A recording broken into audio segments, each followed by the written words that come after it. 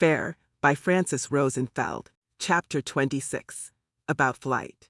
In all fairness, Mary was banished indeed. The makeshift team at the rock mound spared no effort in setting up means to detect her presence, if and when she decided to approach the apparently agreed-upon meeting place and look for her aunt. Every day a small group of ladies took it upon themselves to check all the tracking markers, only to notice that their condition always changed. The wind, the rain, the little creatures of the desert trampled them over in their comings and goings, oblivious to the interests and goals of the humans and answering only to the larger scale of nature. The group spent lots of time in meetings, trying to pick out the artifacts from the random patterns of being, an activity blessed with the same odds to succeed as finding a needle in a haystack. Every now and then someone in the group would single out a detail that looked like obvious proof of Mary's touch, and they made it their main goal to prove themselves right. The more someone else contradicted them, the more invested they became in the defense of their theory, and when challenged they took it personally. The contradicted parties abode morosely by the group decision that the artifact was not relevant, but stashed the offending item in a coffer, certain that the truth will see justice in the end. That's how the camp was blessed with an ever-growing collection of sticks, rocks, sand pattern molds made of wax, drawings of quasi-random straw patterns, and even, for a reason nobody really understood, an abandoned bird's nest.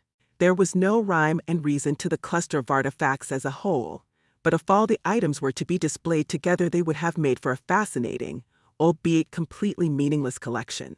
Lucille showed up every now and then, since it was part of her circle duty to be involved in issues important to the village, and she listened patiently to all the hypotheses, proudly presented by Rosemary. The latter eyed her shrewdly, trying to catch some telltale reactions that might prove her suspicions with respect to Lucille's fostering of unsanctioned behavior correct. Lucille had the composure of a gambling grandmaster and exhibited appropriate interest for the artifacts, studying them closely to ensure she didn't miss critical details and asking questions when she deemed appropriate. "I find it difficult to believe," Rosemary interjected, "that your niece hasn't had any success in her attempts to get in touch with you. A 3-year-old could track her down around this mound of rocks. She left a trail wider than a pheasant's tail. I'm surprised somebody hasn't caught up with her yet." She paused to assess from Lucille's behavior if she had hit a nerve. Lucille smiled back graciously, shrugging her shoulders, so Rosemary was unable to contain a bilious streak. "Quite frankly, dear, the girl was never all that smart." She continued to look at Lucille, who said nothing, but donned a somewhat surprised gaze. Surely somebody is helping her. She threw 2 sharp darts from her eyes, determined to get to the bottom of Lucille's involvement, no matter what it took. Much like during the mere incident in her youth, Rosemary was beholden to her desire to take credit for her qualities and achievements, or anything else that she had and other people didn't, and couldn't help brag about them, even when it wasn't to her advantage to do so. Lucille continued looking at her, waiting for the inevitable outburst. Uncharacteristically, Rosemary contained her guile and opted for a probing insinuation instead. "I just wouldn't want to be the person aiding and abetting that delinquent, dear. You know how strict the village laws are against the dissemination of seditious propaganda, and you," she paused for effect, "well, with your unfortunate background, would be the first person they would suspect." She was pleased with herself for having found the right tone, and continued, "I care too much about our friendship, Lucille, and wouldn't want anything bad to happen to you, just because of that misguided girl you're trying to protect." She attempted a stare down, which, unfortunately for her, Lucille didn't notice. She was mesmerized by a very intricate sand pattern that somebody had cast in wax to reveal every painstaking detail and whose fractal-derived repeating patterns looked almost hypnotic. Rosemary insisted on making a point. "Just so you know, were you found to have disrespected our customs, I would not be in the position to help you." "What is this, exactly?" Lucille asked, still fascinated with the intricate pattern. It looked as if a million little feathers had touched the ground, all at the same time, caressing it for only a moment, and leaving behind traces more elusive than a wave on the sea.